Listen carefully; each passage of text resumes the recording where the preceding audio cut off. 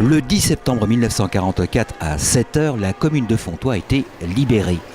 La municipalité et les associations patriotiques, mais aussi plus de 200 personnes avaient célébré cet anniversaire. Il fallait que l'un des événements majeurs de l'histoire de Fontoy soit gravé dans le marbre. Merci à toutes et à tous de nous avoir accompagnés à l'occasion de cette date du 10 septembre 1944 qui doit être gravée dans le marbre de l'histoire de Fontoy. Un devoir de mémoire auquel bon nombre d'acteurs ont œuvré pour que cette commémoration soit marquée d'une pierre blanche dans les pages des événements Fenchois.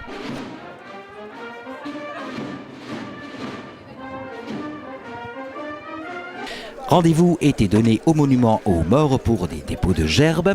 Là, Jean Podesta, président du Souvenir français, M. Henri Boguet, maire, entouré de jeunes élus du conseil municipal, déposait une gerbe avant que l'harmonie ranguevalloise n'entame le chant des partisans ainsi que la Marseillaise. Au nom du conseil municipal, nous allons poser cette gerbe À la mémoire Des libérateurs. de nos libérateurs.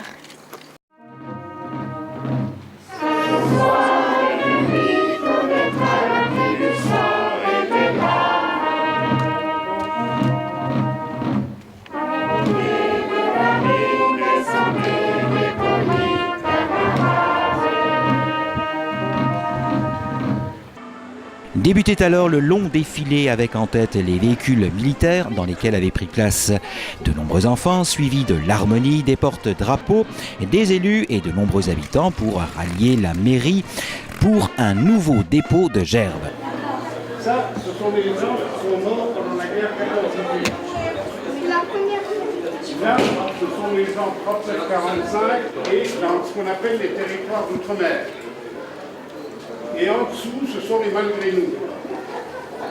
Et là, ce sont des civils qui ont été déportés et qui sont morts dans les camps de concentration. Gerbe commémorative déposée, empruntant l'allée de la Libération, le défilé de la mémoire regagna la bibliothèque municipale où fut inaugurée une grande exposition sur la Libération, composée de nombreux récits, photos d'époque, témoignages et vidéofilms.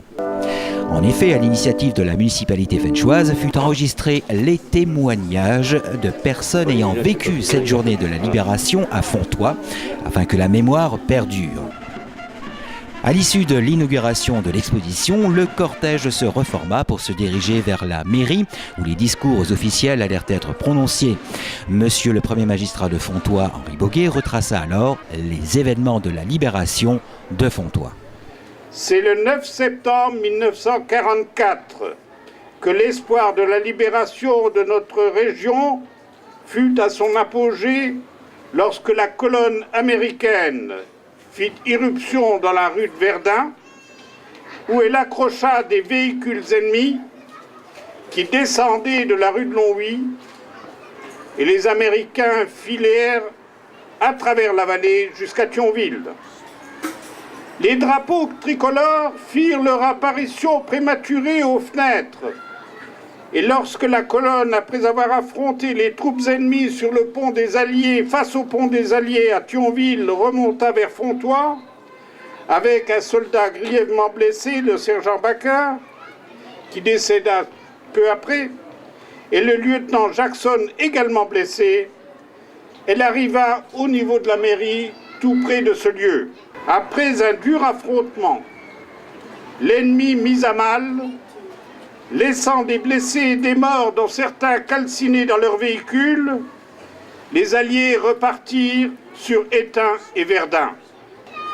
Et le 10 septembre, au matin, les Américains étaient là. Ce dimanche matin, sous un soleil de la fin de l'été, ils descendaient les rues en silence, méfiants, ordonnés. Ils scrutaient les fenêtres et les toits, et bien sûr les collines de chaque côté de la vallée. Mais nous étions libres. La conduite de la population de notre village a été reconnue et la croix de guerre 39-45 lui a été décernée le 1er juillet 1948, remise à son maire de l'époque lors d'une manifestation à Thionville. Pour que vive la liberté, je vous invite à vous recueillir au son de la Marseillaise et du chant des partisans qui ne peuvent laisser aucun Français indifférent. Merci à nos libérateurs pour que vive Fontoy.